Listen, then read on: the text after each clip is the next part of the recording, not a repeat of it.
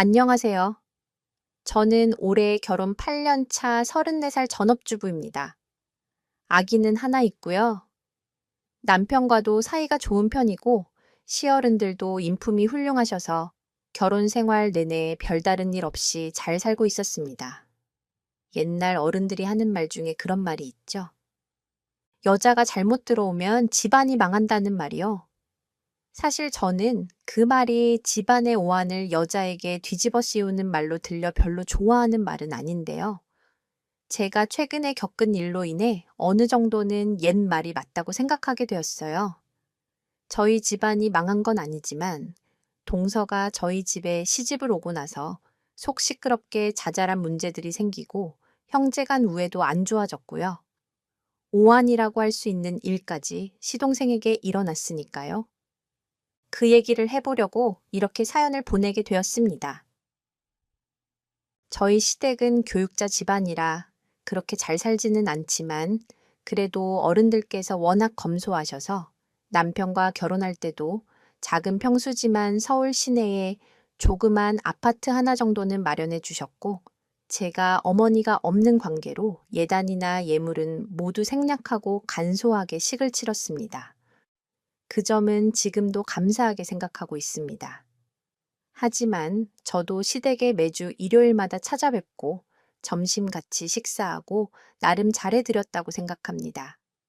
신랑은 사남매 중에 장남인데 나머지 시누이 2명이랑 도련님도 모두 착한 분이어서 저보다 다들 나이도 많으신데 제게 꼭 존대하고 잘해줬습니다. 제가 결혼해서 회사 그만둔다고 했을 때도 반대하지 않으시고 오히려 격려해 주실 정도였고 어린 며느리라고 다들 조심조심해 주셨죠. 제 남편은 조그만 중소기업에 다니는데 남편의 연년생 동생인 시동생은 의사입니다. 남편 월급은 350 정도고 상여금이 나올 때는 사보 50에서 500까지 가져오고요. 적은 월급은 아니지만 남편 혼자 벌다 보니 아무래도 돈을 많이 아끼는 편입니다. 저도 알뜰살뜰 아껴가면서 사는 편이고요. 그런데 2년 전 시동생이 결혼을 하면서 저는 동서를 만날 때마다 참 기묘한 기분이 들기 시작했습니다. 시동생은 이제까지 집에 여자를 데려온 적이 한 번도 없었고요. 아버님께서 대체 넌 뭘 하는 애냐고 올해 장가 안 가면 가만두지 않겠다고 펄펄 뛰실 정도였습니다. 하여튼 막내 아들 장가 보낸다고 압박이 장난 아닐 때 결국 아버님을 못 이긴 시동생이 여자친구를 집에 데리고 왔습니다. 문제는 예비 동서가 도련님과 같은 의사인데 저보다 나이 2살이 많았습니다. 동서는 봉직기를 거쳐 개업을 한 상태였고 시동생은 국시를 치르고 군대 다녀와 그 당시 레지던트였고요. 버는 돈은 동서가 더 많다고 알고 있었습니다. 의사라 바쁜 직업을 가졌다 보니 결혼이 좀 늦어진 거죠. 병원 개업하고 나서는 출퇴근 시간도 일정하고 나름 여유 있게 사는 걸로 알고 있었습니다. 집에만 있어서 꾸밀 줄도 모르는 저와는 달리 동서는 피부과 의사라 그런가 피부도 저보다 더 좋아 보였고 옷도 잘 입고 날씬해서 누가 봐도 세련된 그런 이미지였습니다. 언뜻 보면 좀 차가워 보이는 인상이기도 했고요. 어쨌거나 시동생이 의사 동서를 만나 결혼을 했는데 동서라는 여자가 가끔 정말 저의 자존심을 건드린다고 해야 되나요? 제 속을 은근히 긁을 때가 있어서 동서와 만나기만 하면 기분이 좋지 않았습니다. 동서가 도련님과 같은 의사라는 직업을 가진 걸 처음에는 저희 시부모님이 무척이나 좋아하셨어요. 물론 저도 동서 첫인상이 똑 부러지고 야무진 이미지라 좋게 봤고요. 성격 자체는 참 싹싹하고 부침성이 좋다고 생각했습니다. 근데 처음에 결혼한다고 집에 모여 다 같이 식사하는 자리에서 형님은 무슨 일 하세요? 라고 갑자기 묻더라고요. 시동생에게서 들은 게 분명 있을 텐데 묻기에 정말 모르는 건가 싶었지만 일단 대답은 해줬습니다. 결혼하기 전까지 일했는데 결혼하면서 관두고 그냥 집에서 애 키우고 살림하고 있어요. 그런데 동서는 저에 대해 묻는 걸 거기서 끝내지를 않더라고요. 형님, 동생 있다고 들었는데 동생은 무슨 일이에요? 어머님은 혼자 계신다면서요? 신경 많이 쓰이겠어요. 이런 말들로 제 가정사를 꼬치꼬치 캐묻고 저에 대해 파악하려고 하는 것 같았습니다. 솔직히 결혼을 앞두고 시댁과 식사하는 자리인데 그렇게 저에 대해 캐묻는 것이 유쾌하지만은 않았습니다. 시댁 어른들 다 계신 자리에서 그런 말을 한다는 게 저로서는 이해가 안 가는 일이었어요. 게다가 더 놀라운 건 따로 있었습니다. 인사를 온 그날 어른들 없는 자리에서 갑자기 저에게 이러더군요. 나이도 내가 더 많은데 그냥 부모님 앞에서만 형님이라 할게. 괜찮지? 갑자기 이러는 겁니다. 너무 어이가 없어서 여기서 당하면 당하겠구나. 이런 마음에 그건 아닌 것 같네요. 제가 나이가 어리긴 하지만 제가 형님이니 존댓말은 써주세요. 저도 함부로 하지 않을 테니까요. 이랬더니 왜 이렇게 빡빡하게 구냐며 은근슬쩍 넘어가려 하길래 그 자리에서 확실히 단판은 치어서 저에게 존댓말을 하고 있습니다. 저도 그 이후 반말을 하지 않고 동서에게 맞존대를 하고 있고요. 지금 생각하니 다행이라고 생각합니다. 안 그랬으면 더 무시를 당했을 테니까요. 암튼 그 일을 계기로 동서가 보통 성격이 아니라는 걸 짐작은 하고 있었습니다. 아무리 그래도 처음 시댁에 인사 와서 아무리 둘만 있다고 하지만 형님들 사람한테 할 소린 아니라고 생각했거든요. 그때부터 사실 기분이 안 좋았지만 그래도 어차피 결혼할 사람이고 이 댁식군이 잘 지내봐야겠지 하고 그 일은 남편에게도 말하지 않고 넘어갔습니다. 그 이후 결혼 전 도련님 내외를 초대한 적이 있었는데 동서는 저희 집을 이리저리 둘러보면서 냉장고 브랜드며 제 살림살이들을 자세히 둘러보더니 저한테 이것저것 물어보더라고요. 자기가 공부만 하고 일에 치여서 뭐가 좋은지 잘 모른다면서요. 나중에 알고 봤더니 동선의 집의 신혼살림을 모두 저와 같은 브랜드인데 한 단계 위급으로 전부 마련했더군요. 그리고는 집 시세가 얼마인지, 처음에 얼마에 샀는지, 시댁에선 얼마나 보태줬는지를 자꾸 물어보는데 저는 그때부터 좀 은근히 짜증이 나기 시작했어요. 제가 듣기로 동서는 친정이 잘 살아서 집도 친정에서 마련해 줬고 동서가 전문의로 개업하는데 경제적으로 많이 도와주셨다고 들었거든요. 이래저래 저희 친정집과는 많이 비교되는 상황이었지만 나보다 더 나은 상황에서 결혼하는 동서가 굳이 우리 집까지 물을 이유가 있나 하는 생각에 기분이 안 좋기도 했습니다. 여하튼 동서는 시댁 식구들이 다들 좋게 보고 있는 상태에서 정말 대대적인 환영 속에 시집을 왔습니다. 저는 시동생 부부 결혼할 때 축의금을 500만 원을 했습니다. 시댁에서 시동생이 마지막 혼사이기도 했고 맏형님으로서 그 정도 축의금은 아깝지 않다고 생각했어요. 저희 형편에 못할 돈도 아니었고요. 저 결혼할 때 시댁에서 많이 도와주신 걸 보답도 하고 싶었습니다. 그런데 동서는 고맙단 말도 없었고 신혼여행에서 돌아올 때 선물 하나도 사온 게 없더군요. 선물 받자고 축의금 낸 건 아니었지만 그래도 고맙다는 말 정도는 할 줄 알았는데 좀 의외였습니다. 저는 시동생이라고 축의금을 몇백씩 하는 게 당연하다고 생각하지 않습니다. 단돈 10만 원을 받더라도 고맙다는 감사의 표시를 하는 게 예의라고 배웠고요. 그런데 동서는 제 돈이 너무 적어서 감사 인사를 할 필요도 없다고 생각했던 걸까요? 고맙다는 말을 굳이 듣자고 한 건 아니었지만 기쁜 마음으로 축의금을 한 건데도 그 말 한마디 없는 동서가 참 얄밉고 서운하게 느껴졌죠. 어쨌거나 이제는 한 식구가 되었으니 앞으로 잘 지내는 게 중요할 거라 생각하고 차차 친해질 날이 오겠지 하고 마음을 편하게 가지기로 했습니다. 저희 시댁은 행사가 많은 편은 아니었어요.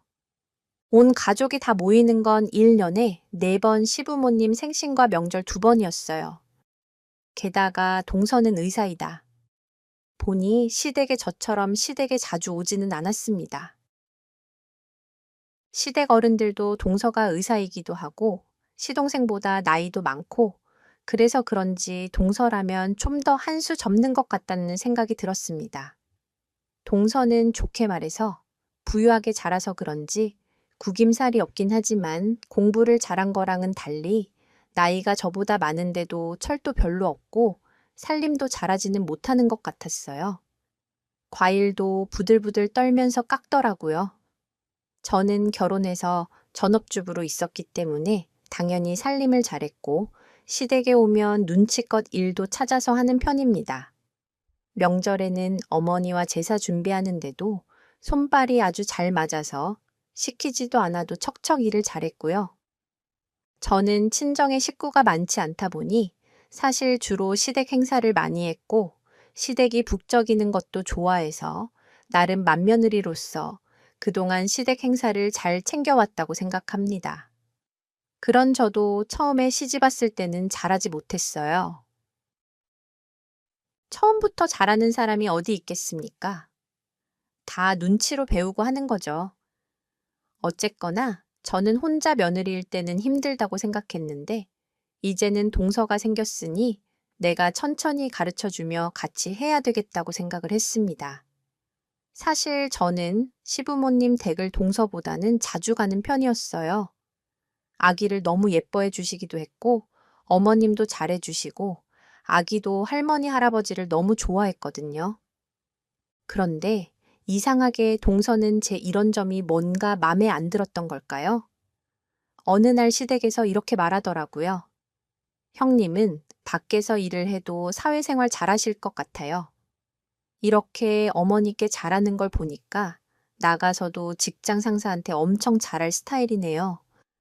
동서 그게 무슨 말이야. 그냥 나는 일도 안 하고 그러니 주말에 시간 있을 때 애기라도 보여드리려고 우는 거지. 동서는 바쁜 거. 내가 잘 아니까 내가 자주 오는 거에 대해 부담 가질 필요 없어요. 그냥 시간 될 때나 아님 가족 행사 때만 와도 뭐라 그럴 사람 없는 거 알잖아요. 하고 말해줬죠. 근데 가만히 생각하니 그 말이 저를 좀 비꼬는 것처럼 느껴지더라고요. 아니, 뭐 제가 시댁에 자주 와서 며느리 도리한다고 동서에게 유세 떠는 것도 아니고 그저 제가 편해서 오는 건데 그게 동서 눈치까지 볼 일은 아니잖아요. 그럼 자기도 오던지 항상 바쁘다고 안 오는 사람이 저한테 비꼬는 식으로 말하니 기분이 나빴습니다. 그런데 그런 말을 다른 사람 있을 때는 안 하고 꼭 저랑 둘이 있을 때만 하더군요.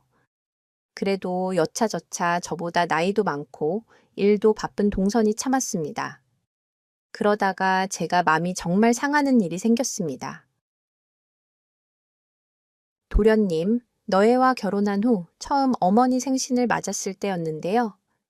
집에서 하기에는 다들 바쁜 일이 겹쳐서 식구들끼리 밖에서 식사를 하기로 했습니다. 동서네가 결혼해서 첫 시댁 행사였기에 온 가족이 자리에 모였고요. 사남매인 시댁 식구들이 전부 모이니 오래간만에 잔치 분위기가 나더군요. 자식들의 어머니께 생신 선물을 모두 드렸는데 사실 제일 좋은 선물이 현금이잖아요. 저희도 나름 형편에 맞게 현금을 준비했지만 외벌이인 데다 아이까지 있다. 보니 사실 많이는 못 드리는 게 사실이에요. 그렇지만 용돈 받는 금액 가지고 차별하거나 싫어하는 티를 내실 부모님들이 아니었기에 편한 마음으로 어머님께 선물을 드렸습니다. 어머님 생신 축하드립니다. 많이는 못 넣었지만 어머님 친구분들하고 맛있는 식사 함께 하셔요. 아이고, 그래 고맙다. 다들 얼굴 보기도 힘든데 오랜만에 같이 모이니 참 좋구나. 어머님 생신 축하드려요. 이거 제가 드리는 선물입니다. 어머님, 아버님, 그동안 제대로 된 건강검진도 못 받으셨다고 들었어요. 건강검진 예약해 뒀으니 두 분 다 이번 기회에 받아보세요. 그래, 고맙다. 내가 며느리 복이 참 많네. 둘 다 정말 고맙고 아주 귀하게 잘 쓰마 동서가 어머니께 내민 현금 봉투에 저는 할 말을 잃었습니다. 두 내외 분께 현금으로 100만 원씩 한 것도 모자라 종합병원 건강검진권까지 선물을 드리더라고요. 그냥 좋은 마음으로 드리면 될 것을 여태까지 건강검진도 못 받아보셨냐는 말을 덧붙이는 동서의 말에 맏며느리인 제가 괜스레 얼굴이 뜨거워지더군요. 어머니는 좋아하시면서도 행여 큰 며느린 위신이 안 설까봐 저를 배려하시면서 말씀으로 해주시는 게 다 느껴졌습니다. 그리고 식사를 하는데 동서가 식당 메뉴를 보면서 그러더라고요. 제가 양념된 고기를 잘 못 먹어서요. 따로 좀 시켜도 될까요? 그러더니 꽃등심이며 육회며 살치살이며 엄청 시켜서 고깃값이 저희 집 한 달 외식비만큼 나올 것 같더라고요. 먹지 말라고 눈치를 줄 수도 없는 상황이라 그냥 있었는데 옆에서 남편은 속도 없는지 넙죽넓죽 같이 먹는데 그때만큼은 정말 남편에게도 짜증이 나더군요. 식사를 마치고 계산을 할 때가 왔습니다. 이제껏 저희는 집안 행사가 있을 때는 형제들끼리 돈을 각자 보태서 했고 이번에도 장남인 저희 집에서 일단 결제를 하고 나중에 형제들끼리 나눠서 정산하기로 생각했습니다. 그래서 제가 먼저 계산한다. 했더니 갑자기 동서가 말하더군요. 형님, 제가 계산할게요. 저희 결혼해서 하는 첫 행사이기도 하고 바빠서 집들이도 못할 것 같아서요. 제가 계산할 테니 형님은 이거 보탬 돈으로 나중에 애기 과자나 사주세요. 이러는데 말하는 투가 너무 기분 나빴습니다. 제가 보태는 돈은 애기 과자나 사줄 푼돈 취급하는 것 같아 은근히 기분이 나쁘더라고요. 근데 다른 형제들은 저의 그런 맘도 모르고 돈 잘 버는 동서가 들어오니 좋다며 다들 엄청 좋아했습니다. 동서가 상대적으로 저보다 여유가 있는 입장이다. 보니 남들이 보기에 오히려 좋아 보일 수도 있습니다. 시부모님도 의사 며느리 덕에 호강한다며 굉장히 기뻐하셨고요. 근데 저는 미묘하게 동서에게 돈으로 무시당하는 것 같은 그런 기분이 들었습니다. 물론 여유가 있는 집에서 더 많이 할 수도 있습니다. 그런데 제 입장에서 결혼해서 첫 행사면 동서도 저하고 의논하는 게 있어야 한다고 생각했어요. 부모님 생신에 용돈은 얼마씩 드리는지, 명절에는 어떻게 하는지, 이런 거 사전에 의논도 하고, 액수도 같이 공유하고 비슷하게 맞춰야 한다고 생각을 했는데, 동서는 연락 한 번 없었고, 어머님 생신 전날 문자로 장소만 물어보길래, 저도 더 이상은 말을 꺼내지 않았었죠. 네. 여기까지 들으면 정말 돈 많고 잘난 며느리가 들어와 시댁에도 잘하는데, 뭐가 문제냐? 하실 수도 있습니다. 못난 자격지심 아니냐 할 수도 있고요. 근데 저는 항상 동서의 그 잘난 돈 자랑에 마음이 상하고 무시당하는 것 같은 기분이 들 때가 많았습니다. 어버이날에도 부모님 여행 보내드리고 용돈 얼마씩 드리자고 했더니 형님, 그럴 형편은 돼요. 이렇게 얘기하지를 않나? 결혼해서 한동안은 시댁 행사에 오거나 동생네나 시부모님이랑 식사를 하면 꼭 자기가 가서 카드를 내밉니다. 형님, 돈 없으니 자기가 내겠다면서요. 동서가 들어온 다음부터 저보다 나이는 많지만 소나라의 동서가 맏며느리 역할을 금전적으로 하는 것 같아서 기분이 좋지가 않았습니다. 제가 윗사람인데도요, 뭔가 제 자리를 뺏긴 것 같은 기분이 들었고, 일부러 맏며느리 체면을 깎아내리는 것 같기도 했습니다. 뭐랄까, 돈으로 형님 노릇을 한다고 해야 할까요? 제가 돈이 없으니 내겠다고 말하는 동서가 저는 은근히 얄미워지기 시작했습니다.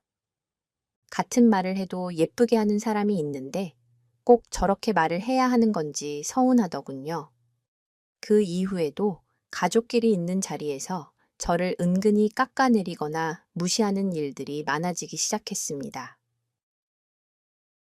근데 큰며느리 입장에서 그런 걸 시어른께 이른다거나 기분 나쁘다고 험담하거나 할 일은 아니잖아요. 괜히 내 기분으로 집안 분위기까지 망치고 싶지 않아 기분 나쁜 일이 있어도 남편에게만 슬쩍 얘기하고 넘어가곤 했습니다. 얼마 전 시할아버지 제사 때였습니다. 하필 월요일이 제사였고 저는 동서가 바쁜 줄은 알지만 그래도 가족 행사니 알아야 할 것 같아 미리 전화를 했습니다. 동서 다음 주 월요일이 시할아버지 제사예요. 바빠서 잘 모를 것 같아서 전화했어요. 아, 네, 저녁에는 제가 갈 수 있을 것 같아요. 근데 일정이 있어서 일찍은 못 갈 것 같은데 미안하지만 형님이 어머님이랑 제사 준비는 하셔야겠네요. 응? 알았어요. 그럼 어머니한테 동서 저녁 때 오는 걸로 얘기할게요. 바쁜데 일 봐요. 이렇게 통화를 마쳤고 어머님께도 동선에는 제사 전에 오는 걸로 말씀드렸습니다. 제사 당일날 저는 제사 음식 다 차리고 집에 가서 샤워 좀 하고 아이를 데리고 시댁으로 6, 6시쯤 왔어요. 나물이며 탕국 같은 건 저녁에 준비해서 좀 일찍 간다고 서둘러 간 거죠. 그때까지도 동서는 안 왔어요. 어머니께 혹시 동서한테 전화 왔었냐고 여쭤보니 없었다 하고 바쁜가 보지 하며 넘기시더라고요. 저도 그러려니 했어요. 그날 8시쯤 모든 가족이 다 모였습니다. 근데 그때까지도 동서네가 안 오길래 기다리다가 제 남편이 시동생에게 전화를 했습니다. 오늘 제사인 거 몰라. 왜 안 오는 거야? 와이프가 재수 씨랑 통화해서 알려줬다는데 지금 가족들 다 와서 기다리고 있으니까 얼른 와 그러고 나서 9시 반쯤 시동생이랑 동서가 왔습니다. 제사 끝나고 식구들 상차림을 하는데 제가 동서에게 말했죠. 내가 치우고 상을 차릴 테니 설거지를 좀 해달라고요. 그랬더니 별로 안 좋은 표정으로 설거지를 하더라고요.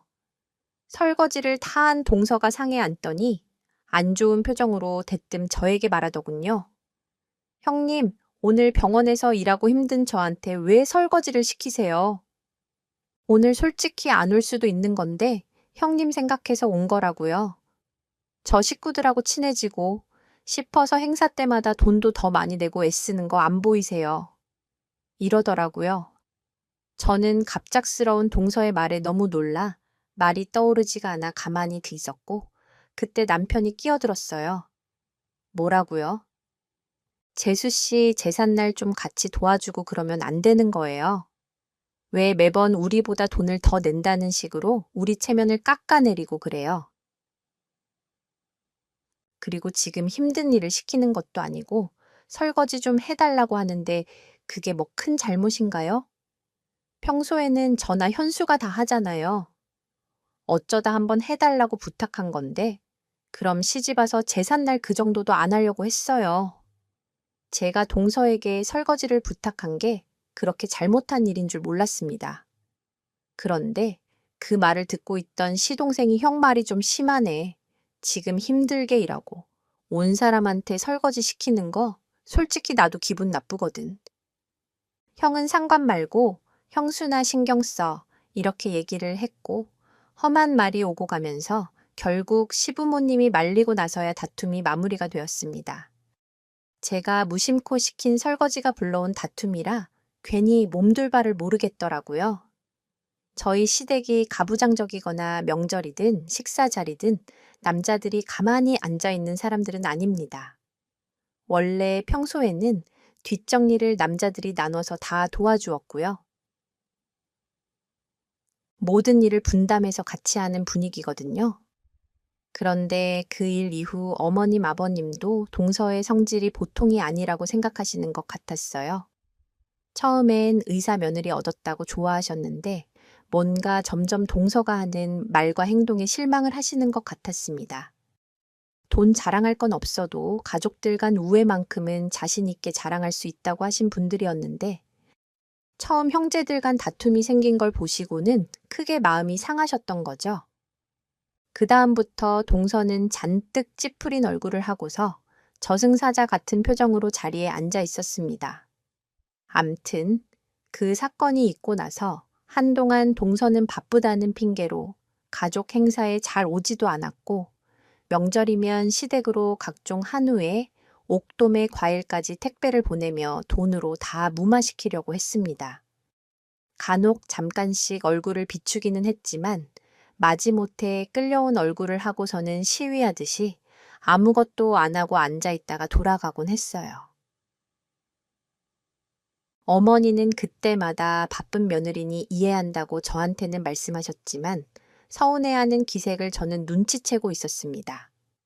남이면 안 보고 살 수 있지만 시동생네가 이혼하지 않는 한 누군가가 죽을 때까지 봐야 하니 어쩌면 좋을지 참 마음이 불편했습니다.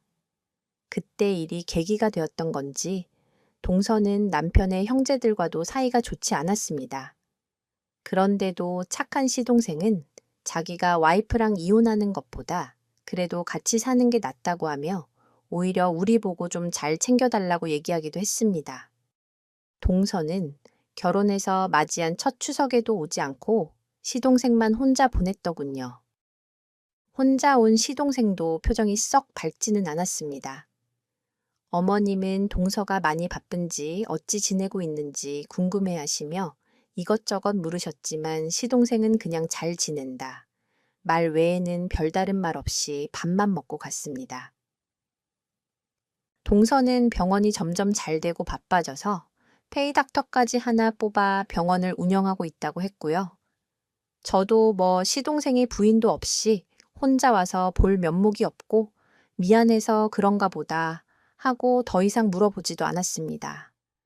아버님 생신 때도 동서는 찾아오지 않았고 어머님께 전화만 한 통 드린 것 같았습니다. 갈비며 과일이며 동서가 보낸 음식이 시댁에 가득 쌓여 있었죠. 이번에도 이렇게 넘어가는구나 생각하고 어머님한테 얘기해볼까 했지만 어머니 표정이 그날따라 어두워 보여 그냥 넘어갔습니다. 시동생만 혼자 와서 저러고 있는데 저도 보기가 좀 그렇더라고요. 동서도 자기 남편이 혼자 저러고 시댁을 오는데 마음이 편할까 하고 생각만 했습니다. 그렇게 시간이 지나고 설날이 되었는데 정말 큰 사건이 일어나고 말았어요. 사실 솔직히 동서가 와서 같이 명절 준비하는 건 기대도 안 했어요. 다만 저번처럼 형제간에 다투는 일 없이 조용하게 명절을 보내고 싶었죠. 그런데 설 전날 시댁을 갔더니 웬일로 동서가 일찍 와 있더라고요. 동서 일찍 왔네요. 잘 지냈어요. 했더니 소파에 폰 보면서 저한테 니 하더라고요. 그리고선 혼잣말하듯이 혼자 일 다 하는 것처럼 하더니 왜 지금 왔대 하더라고요. 그래서 제가 뭐라고요? 했더니 형님한테 한 말 아니에요. 하면서 웃는데 다른 시댁 식구들은 못 들었지만 전 바로 앞에 있어서 들었거든요. 정말 기분 상했지만 시부모님도 계시고 아이 생각해서 못 들은 걸로 치자 했어요. 동서는 시댁에 있으면서도 일을 하지도 않았습니다. 오히려 어머님이 제 눈치를 보실 정도였어요. 저렇게 앉아서 핸드폰만 들여다볼 거면 시댁에는 왜 와서 앉아 있는 건지 한마디 할까 했는데 어머님도 안 하는 얘기를 내가 왜 굳이 해야 하나 싶어서 참았습니다. 그런데 한창 재료 준비를 하고 있을 때 동서가 절 따로 불러냈습니다. 형님, 잠깐 얘기 좀 해요. 동서가 절 방으로 불러내기에 무슨 쿵꿍인가 하고 생각은 했지만 뜻밖에도 저에게 형님 이거 받으세요. 하며 돈 봉투를 내밀더군요. 동서 이게 뭐예요? 하고 열어보니 돈 100만 원은 되어 보이게 5만 원짜리 지폐가 들어 있었습니다. 이 돈을 왜 주는 거예요? 동서 제가 너무 황당해서 물었더니 형님, 이번 설에 설거지는 형님이 하셨으면 좋겠어요. 저한테 시키지 말고요. 제가 손을 많이 쓰는 직업이다. 보니 집에서도 설거지는 잘 안 하거든요. 음식하는 거랑 이런 거 저 잘 못하니까 제가 드리는 아르바이트비라 생각하고 형님이 일을 더 해주세요. 솔직히 명절에 일 좀 하고 100만 원 버는 거라 생각하면 이렇게 좋은 알바가 어딨겠어요. 부탁 좀 할게요. 형님도 동궁한데 돈 벌고 좋잖아요. 뭐라고 정말 기분 나쁘네. 동서 내가 그동안 손아래 동서지만 나보다 나이도 많은 거 생각해서 꼬박꼬박 존대해주고 시댁 행사고 뭐고 일 있을 때마다 잘 오지도 않고 해도 바빠서 그러려니 하고 넘어갔는데 아르바이트비라고 진짜 기분 나쁘네 동서. 그래서 이 알량한 돈 나한테 주면서 아예 맘 편히 일도 안 하고 그냥 있겠다는 거야. 내가 언제 동서 엄한 일 시키고 괴롭힌 적 있어. 매번 돈 봉투만 하면 그냥 넘길 수 있다고 생각하나 본데 결혼을 했으면 며느리는 어쩔 수 없이 해야 하는 역할이 있어. 좋든 싫든 그건 누군가가 할 수밖에 없는 일이고 동서가 피치 못할 사정으로 함께 할 수 없으면 적어도 고생한다는 말 정도는 하는 게 사람에 대한 기본 도의야. 알겠어. 돈이 궁하니 이 돈 받고 자기 일까지 하라는 말을 들은 저는 너무 화가 나서 존대고 뭐고 집어치우고 반말로 그동안 쌓인 말을 퍼부었습니다. 그런데 동서는 저의 그 말을 듣고는 사람 생각과 상황이 다 다른데 왜 자기에게 강요하냐며 형님은 뭐가 그리 매일 언짢냐면서 비아냥거리기까지 하더라고요. 성질머리 못된 건 알고 있었지만 경우까지 없는 동서였네요. 자존심이 너무 상한 나머지 저는 동서 얘기는 더 듣지도 않고 나와 버렸고 화가 나서 상기된 제 표정을 본 어머니가 무슨 일이냐고 물으셨습니다. 어머님이 물으시는 말에 그만 저는 울화가 치밀어 울음을 터뜨렸어요. 어머니 동서가 자기는 일을 못하니 아르바이트 한 잔 생각하고 일 좀 더 해달라고 저한테 돈 봉투를 주네요. 정말 자존심이 상해서 동서랑 지금 다투었어요. 돈이면 다 되는 줄 아나 본데 제가 사실 그동안 동서한테 좀 자존심 상하는 일이 몇 번 있었거든요. 어머니, 근데 오늘은 못 참겠네요. 죄송합니다. 명절날 시끄러운 소리 내서 제 말을 가만히 다 듣고 나신 어머니가 동서가 앉아 있는 거실로 가시길래 저는 잘 타이를 시려나 보다 했습니다.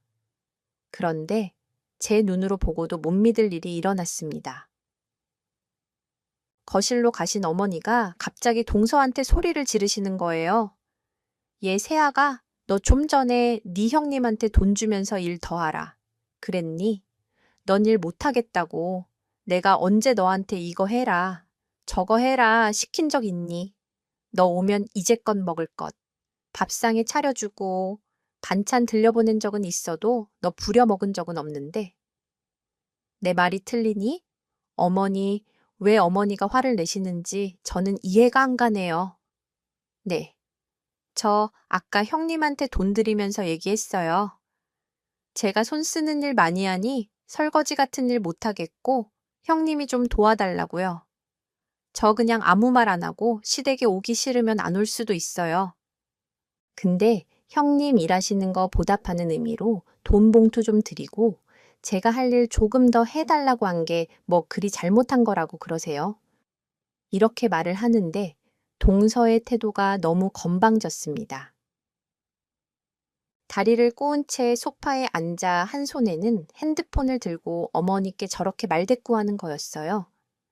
어머니는 동서의 그런 태도에 더 화가 나신 듯 했고요.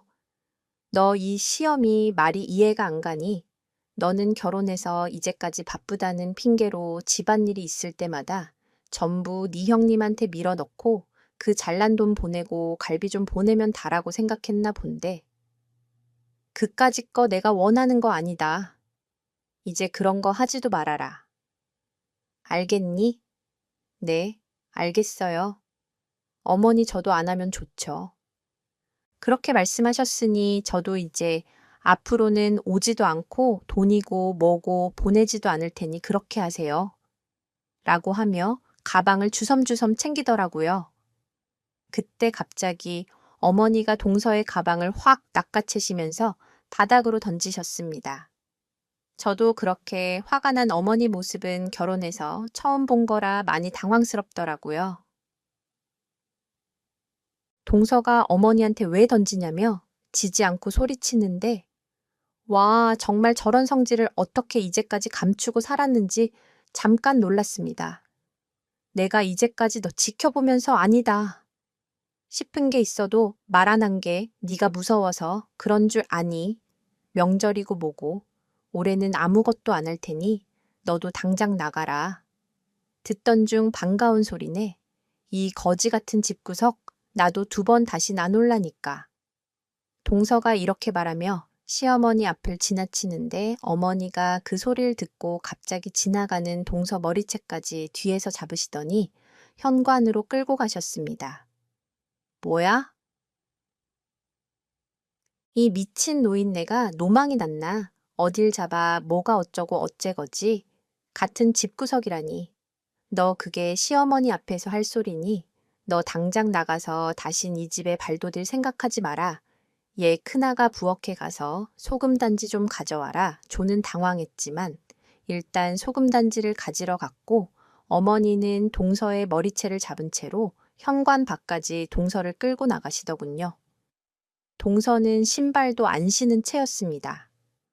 어머니는 동서를 대문 밖으로 집어던지듯이 내쫓으셨고 신발과 가방을 던져주시더니 제가 들고 있는 소금단지를 받아들고 동서에게 소금까지 뿌렸습니다.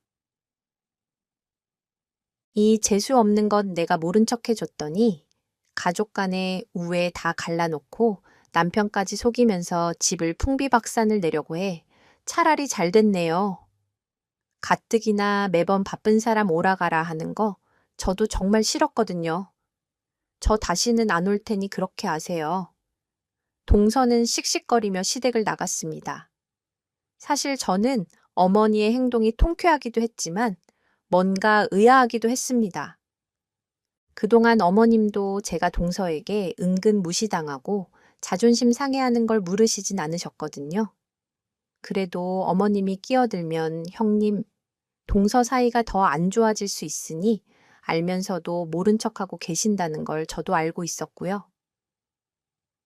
암튼 눈으로 보고도 못 믿을 시모와 며느리 간의 막장 같은 싸움을 제 눈으로 보고 나니 뭐랄까 그동안 동서에게 은근히 무시당했던 걸 어머님이 갚아주신 것 같아 속 시원하기도 했지만 어머님이 꼭 그렇게까지 하셨어야 했나 너무 심하신 게 아닌가라는 생각이 들기도 하고 머릿속이 복잡해지더라고요. 그렇게 어머님과 동서가 크게 다투고 저희 집안은 난리가 났습니다.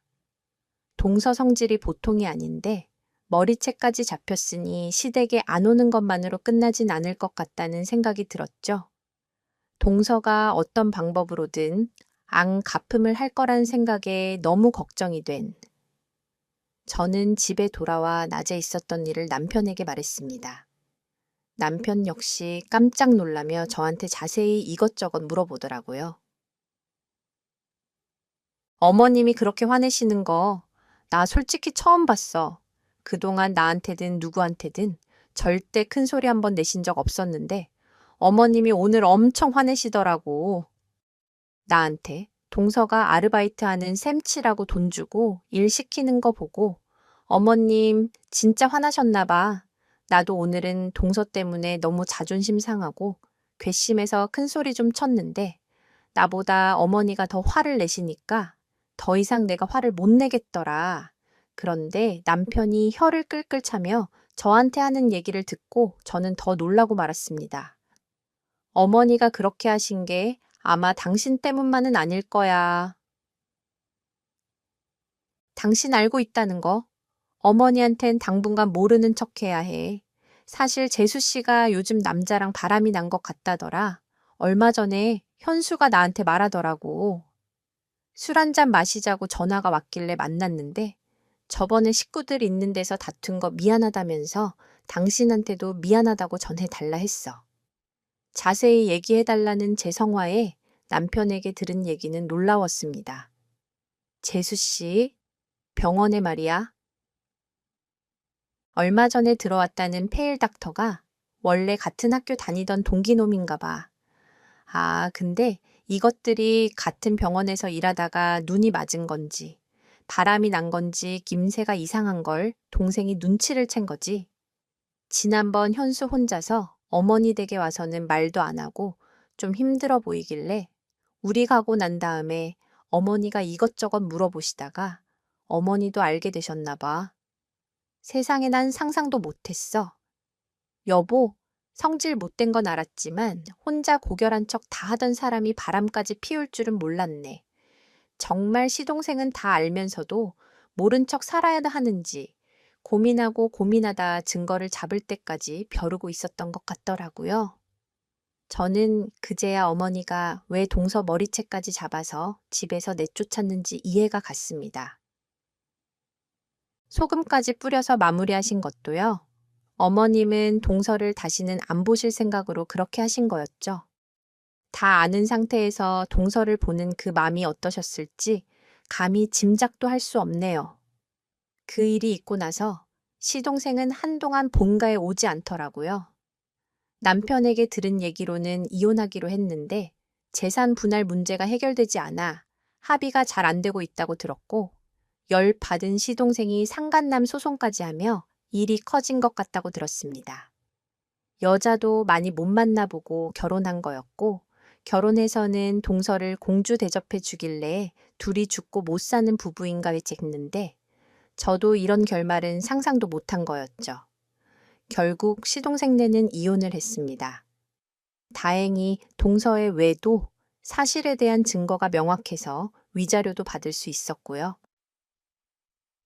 평화로웠던 저희 시댁에서 동서가 시집 오고 나서부터 일어난 이런 다툼과 우환으로 인해 예전처럼 식구들이 같이 모이는 일도 줄어들게 되었고 한동안은 이혼한 시동생을 어떻게 대해야 할지 위로의 말을 어찌 건네야 할지 어렵기도 하고 참 마음이 안 좋았습니다.